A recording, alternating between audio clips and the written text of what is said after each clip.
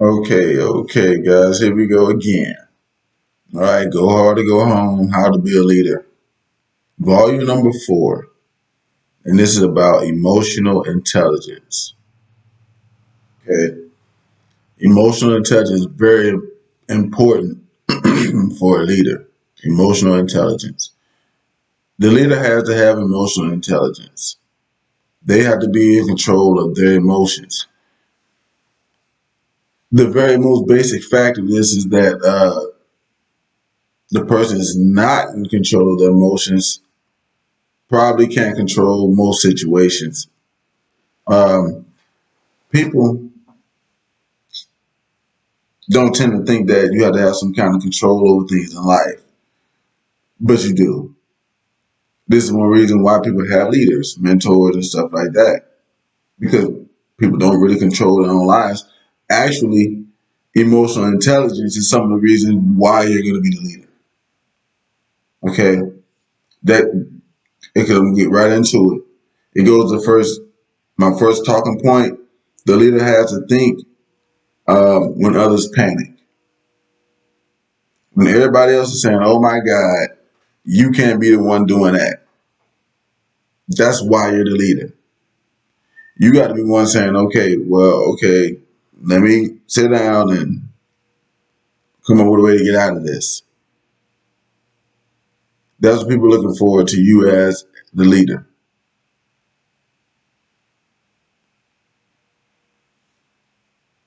If you don't have control over your emotions, the way the people you're leading might not have control over theirs. When you say, that's going to hurt your leadership potential right there.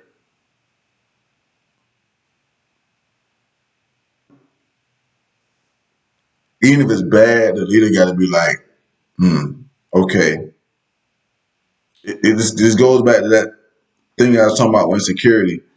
The leader got to know that they're going to find some way out of it, no matter how bad it is. And you can't do that if you don't have you really can't you can't have that kind of security if you don't have any kind of emotional intelligence. You can't. It just the leader's gonna have to think when other people are panicking. You can't panic when you're the leader. That's point number one. What's gonna keep you from panicking? You got your emotions in check. That's gonna keep you from panicking. Look,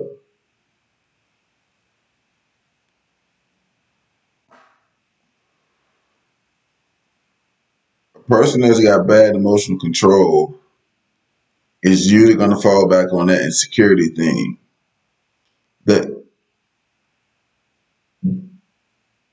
those things just kind of go together, and they're all bad leadership things. But leader has to think when other people are panicking. That's the first point of this one, and you can't do that if you are emotionally weak. You're gonna panic too, and you're probably gonna panic worse than some of the people. Because I've had that, and like I'm gonna say in all the videos, everybody's had a bad boss. All I'm talking about right now is like how to not be a bad boss, and how to be a bad, you know what I'm saying, not being a bad mentor. And everybody's had bad of these, and this is one of the things you saw in them that they broke down emotionally, and you're not looking for that in them. I wasn't looking for that in them, and nobody's looking for a leader who does not have emotional control. You want to look for it. I want to look for it. Everybody's had it, and we've seen what it does. So that's my first talking point. My second one is that the leader has to obey facts, even if they feel facts are wrong. But see, when a person has no emotional control, no emotional intelligence, it gives them the ability to not obey facts, even though the facts are there. If you had a bad boss, you've seen this before. This supposed to be this way. They feel like it's this, and they're telling everybody to do it this way. because they feel a certain type of way, but that has nothing to do with what's going on.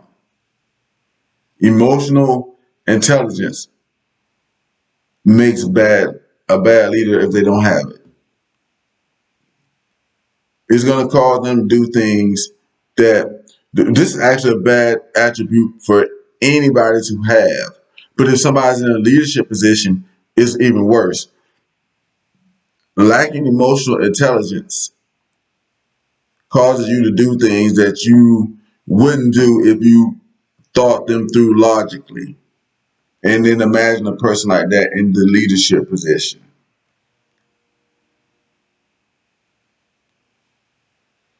Where not only now is the bad thing that's coming because you made an emotional choice, not only is it going to hurt you, it's about to hurt everybody that you're leading also.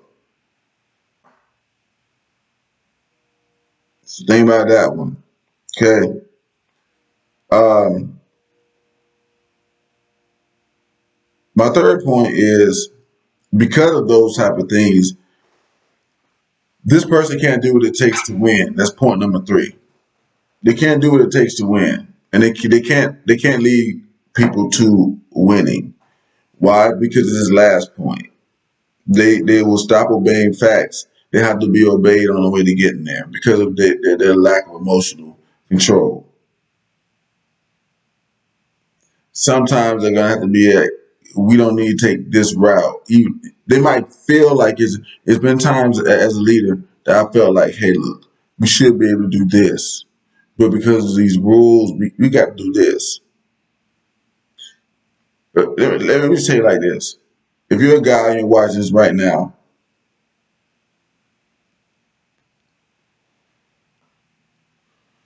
and you ever watched football, okay, this kind of leader with no emotional intelligence will have you say y'all 3 points ahead of the other team. All right. It's 30 seconds left in the game, and y'all 4th and 15 on your your five. Okay. The last three plays y'all just ran, the quarterback got sacked twice, and y'all tried to run the ball. That's why the clock is still running. And the quarterback, the running back got hit. So now y'all that's where y'all at right now. Now, as the coach, with this 30 something seconds left in the game with the clock still running, I got two choices I can make. Okay. On the five right there where it just my line ain't holding up no more like it was in the beginning of the game. And however, we just getting there. We just not making it. We already took two sacks, and the running back didn't even make it out of the backfield. And now we fourth and 15. We got 30 seconds left on the clock, and the clock's still running. They ain't got no timeouts left. They ain't called in. They okay. So this is what we're gonna do. We're gonna run this ball. We're gonna run it, and we're gonna take the chance of them hitting us in the backfield like they just did the last three times consecutively. The last three times consecutively, they taking us out in the backfield. We on the five right now. We don't got but I feel like we're gonna break through this. Let's just not kick the ball away because if we kick it away, this could happen. But yeah, we just gonna run it and see what happens. It's more likely in that case. These guys are gonna hit you for a touchback and gain control of the ball and be able to,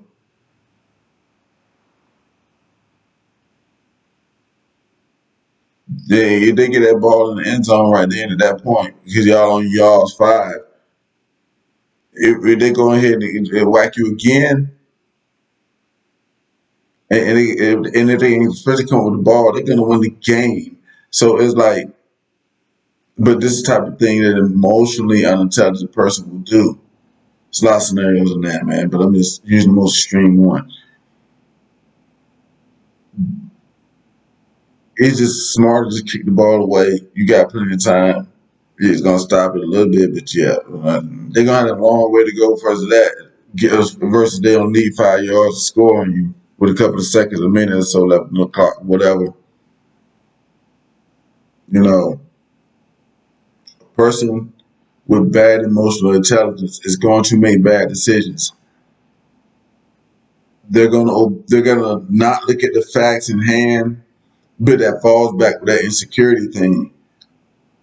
They can't be the leader. If you got bad emotional intelligence, you can't be the leader. You have to be in control of your emotions to be the leader.